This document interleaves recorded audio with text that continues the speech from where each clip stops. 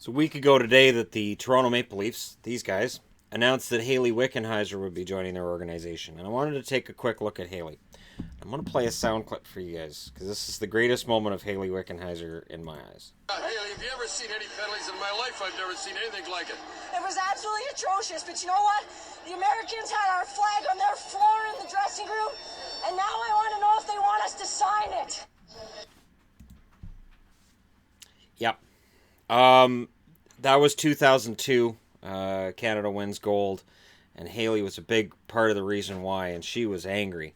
Rightfully so. The Canadian flag on the floor of the American locker or American dressing room, and it was being trod upon, and the Canadian ladies not happy about it. Most of all, Hayley Wickenheiser. Hayley Wickenheiser won 4 gold medals for the Canadian team, and it kind of gets shoved under the carpet a bit. But I will say this: the Americans were always as talented or more talented than Canada, and it would show at the World Championships, where very often the U.S. would get the gold and Canada would get the silver. But man, come Olympic time, these past Olympics notwithstanding, Canada just seemed to have that extra gear. And Hayley played a large part in why, and she ended up being the leading scorer all time for Canadian women hockey players. She also was pretty decent at softball and went to the Olympics in 2000 for softball. So, being a multi-sport athlete and then playing right up until 2017 when she said, I'm going to go to medical school at the University of Calgary. Now, signing on with the Toronto Maple Leafs organization does not mean she's not still going to pursue a medical degree, which she is. She's still going to be doing that. So her position as the assistant, the official spot is that she's assistant director of player development. She's not going to be there all the time, but her mindset is one of, I'm going to be there to help instruct the players, and I understand how they think. Now, again, this is where the male mental mindset sometimes comes in of, women shouldn't be in the men's game kind of thing. And you hear that. You don't hear it as much as you would have, say, 20, 30 years ago.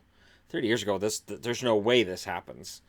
But Hayley played against men, and she played relatively well. It was a lower league, but she played relatively well. And she gave that a shot. And, she will challenge players, and she'll make players better.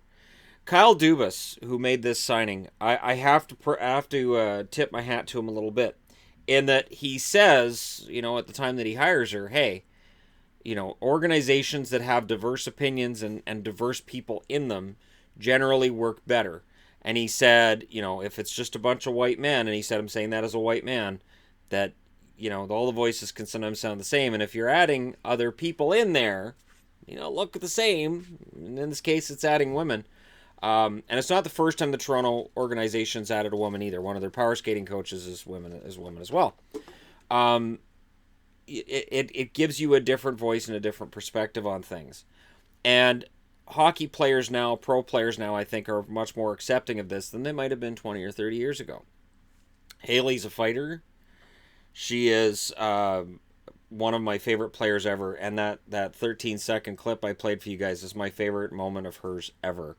I watched that, and when she said it, I jumped out of my chair, and I clapped and cheered her, and because, again, in Canada, we don't, flag wave a lot, and we don't have, all these chants for how great our country is, but the patriotism's there. It's just sort of right under the surface a little bit, and then when somebody challenges Canada, there's sort of this, wait, no, but we don't say anything until after, and in this case, she didn't say anything until after.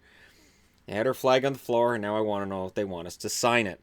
It was one of the greatest quotes in the history of hockey, in the history of anything. I thought it was just amazing. And yet, when you see these ladies now, whether it's Cami Granato, Angela Ruggiero, or whoever, there's no hard feelings between them. But man, when they were out on the ice, they just hated each other. And I still remember NHL 13 having Hayley Wickenheiser in it and throwing her on a team and throwing Angela Ruggiero on a team. And I also remember gamers saying, oh, this is dumb. These women have these ratings that they'd be in the NHL and they're not good enough. And again, It's in this case, she is the greatest Canadian women's hockey player, I think, of all time, and definite, Hall of Fame worthy player. And there's always going to be that argument.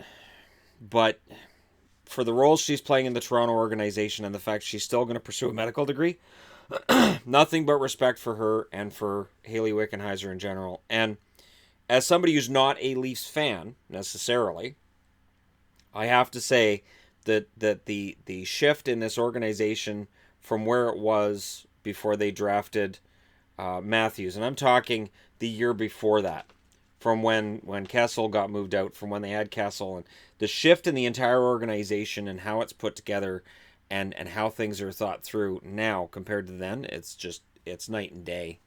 Completely different organization.